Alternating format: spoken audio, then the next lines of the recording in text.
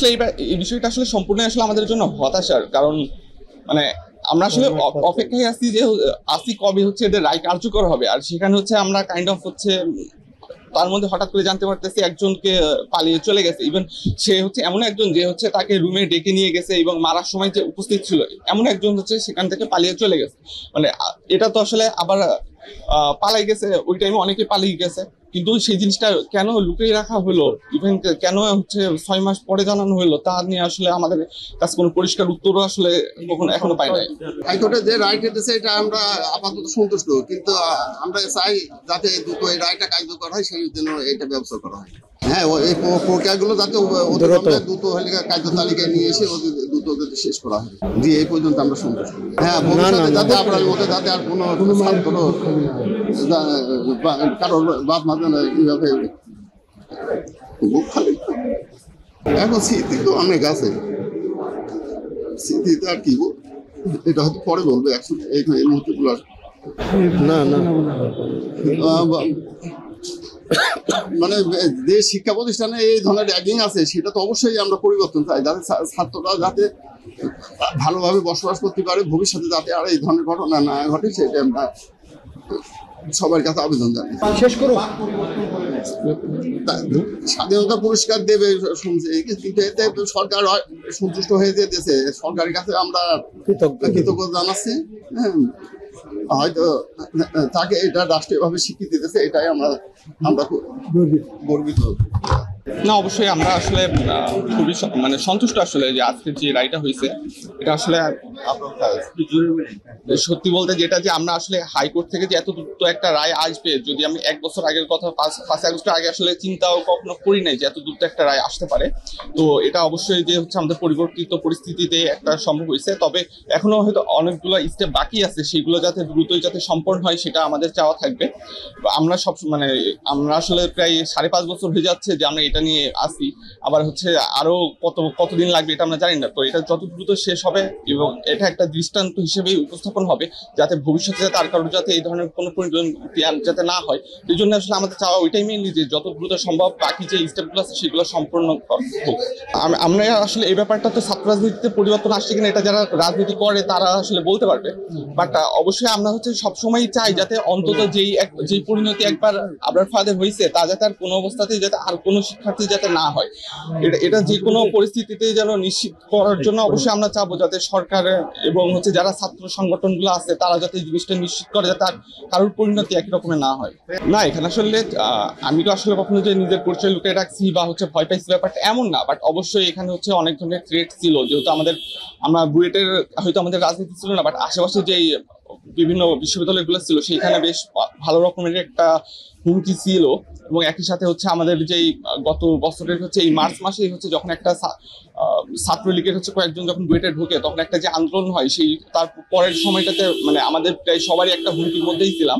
তো তারপরে আসলে যাই হোক 5 আগস্টের পরে আসলে সেটা থেকে মুক্তি পেয়েছি, তো সেটা আলহামদুলিল্লাহ। আসলে এই বিষয়টা আসলে সম্পূর্ণ আসলে আমাদের জন্য হতাশার, কারণ আমরা আসলে অপেক্ষায় আছি যে কবে হচ্ছে এদের রায় কার্যকর হবে। আর সেখানে হচ্ছে আমরা কাইন্ড অফ হচ্ছে তার মধ্যে হঠাৎ করে জানতে পারতেছি একজনকে পালিয়ে চলে গেছে। ইভেন সে হচ্ছে এমন একজন যে হচ্ছে তাকে রুমে ডেকে নিয়ে গেছে এবং মারার সময় যে উপস্থিত ছিল এমন একজন হচ্ছে সেখান থেকে পালিয়ে চলে গেছে। এটা তো আসলে আবার পালাই গেছে, ওই টাইমে অনেকে পালিয়ে গেছে, কিন্তু সেই জিনিসটা কেন লুকিয়ে রাখা হলো, ইভেন কেন হচ্ছে 6 মাস পরে জানানো হলো, তা নিয়ে আসলে আমাদের কাছে কোনো পরিষ্কার উত্তরও আসলে এখনো পাই নাই। মাত্র 30% টাকায় জমির মালিক হয়ে নতুন বাংলাদেশের গড়ে তোলার স্বপ্ন দেখা বাংলা বসতি। অপারেটিং পার্ট হলো সংশ্লিষ্ট ট্রায়াল ট্রাইব্যুনালের যে রায় দেয়া হয়েছিল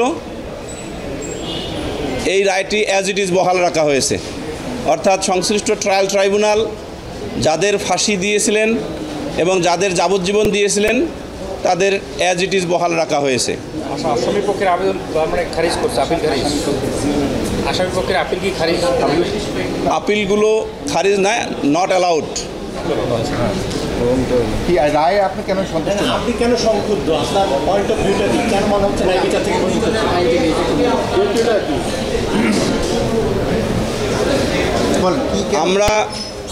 আমি যে 2 জন আসামির পক্ষে যুক্তি দিয়েছিলাম তার মধ্যে প্রধান মোর্শেদ অমর্ত্য ইসলামের ক্ষেত্রে যুক্তি ছিল যে সে এজাহারে নাম ছিল না, তার বিরুদ্ধে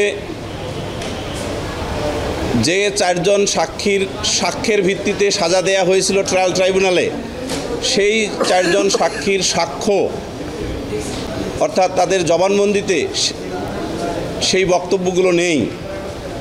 ট্রায়াল ট্রাইব্যুনাল অস্তিত্বহীন ডিপোজিশন ইনসার্ট করে রায় দিয়েছিলেন। এই জন্য আমরা এবং 342-এ তার বিরুদ্ধে একটিও ইনক্রিমিনেটিং এভিডেন্স নাই। এই কারণে রায়ে রাষ্ট্রপক্ষ হিসাবে আমরা সন্তুষ্ট। আমরা মনে করি এটা আবরার ফাহাদের বাবা আমার ডান পাশে বসে আছেন, উনি ন্যায় বিচার পেয়েছেন, গোটা জাতি ন্যায় বিচার পেয়েছে এবং এই ধরনের রায়ের মধ্য দিয়ে একটি রাষ্ট্র এবং সমাজ ব্যবস্থায় ডিসিপ্লিন আনার জন্য, ন্যায় বিচার নিশ্চিত করার জন্য যে ধারণা, বিচার বিভাগের যে ধারণা, সেই ধারণাটা প্রতিষ্ঠিত হয়েছে আবারও। এই রায়ের মধ্য দিয়ে সমাজ বার্তা গেল যে আপনি যত শক্তিশালী হন না কেন, আপনার পিছনে যত শক্তিই থাকুক না কেন, সত্য একদিন প্রতিষ্ঠিত হবে এবং ন্যায় বিচার প্রতিষ্ঠিত হবে।